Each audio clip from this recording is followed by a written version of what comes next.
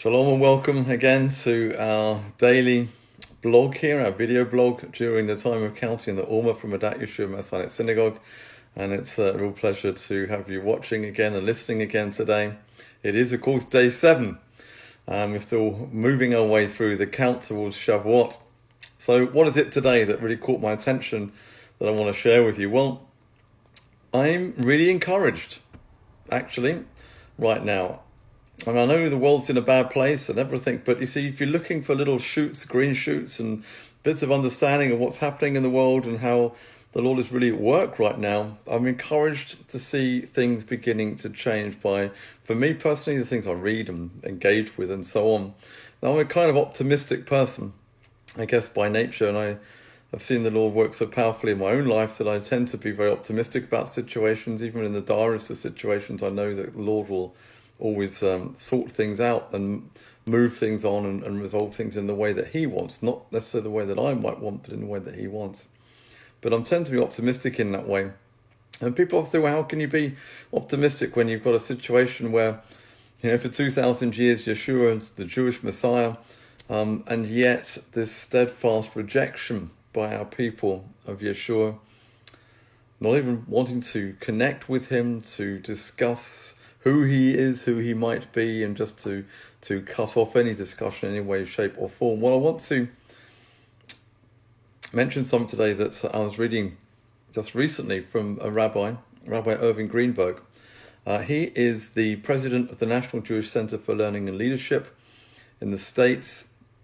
His wife is Blue Greenberg, and she's, of course, an author in her own way as well. And he's associated with the Jewish Renewal Movement.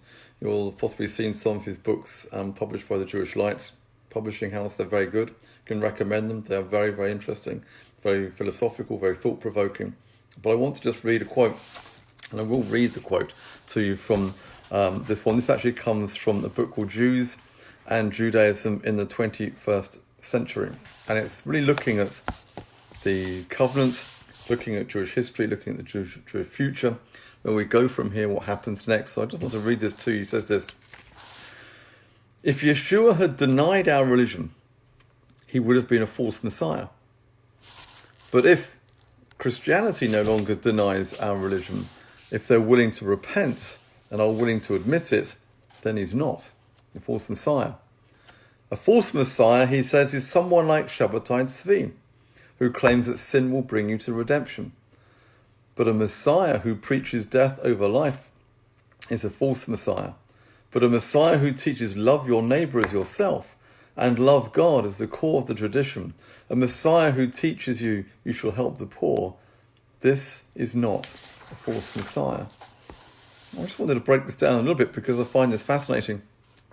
He starts off saying, if Yeshua had denied our religion, he would have been a false Messiah. And of course, the incredible thing is the truth of the situation is, as we know, Yeshua did not ever deny Judaism. He didn't come to create a new religion.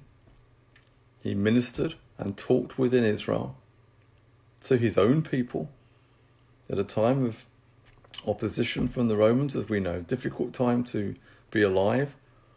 He didn't leave the borders of Israel. His whole focus of his ministry was to our people, to our nation.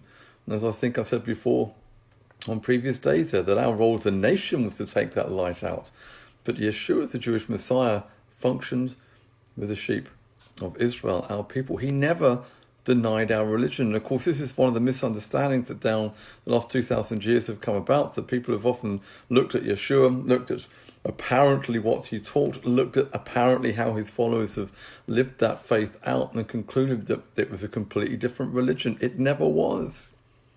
Read the pages of the Messianic writings, or as some people call them, the New Testament. You will be confounded by what you see there. It is Judaism. There's nothing Christian about it. There's nothing new about it in that sense at all.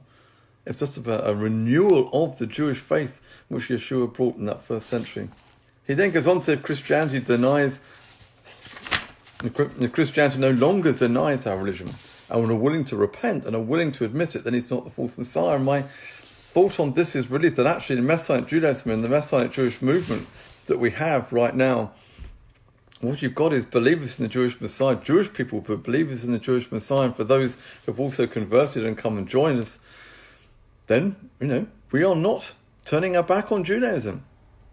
And we're willing to admit it, that Yeshua just taught Judaism and nothing else. And by Rabbi Greenberg's own definition, then he's not the false Messiah. Quite an amazing admission. Shabbat Tzvi, of course, he preached fake. He said to sin is to bring you redemption. We don't teach that. Messianic Jews do not teach that. We uphold the commandments, the mitzvot, we live them out, we live by them exactly as Yeshua taught them, preached them, and lived by them himself. To bring a correction, a course change, of course. But it's still Judaism, well within the parameters of all the other varieties of Judaism that were extant in the first century.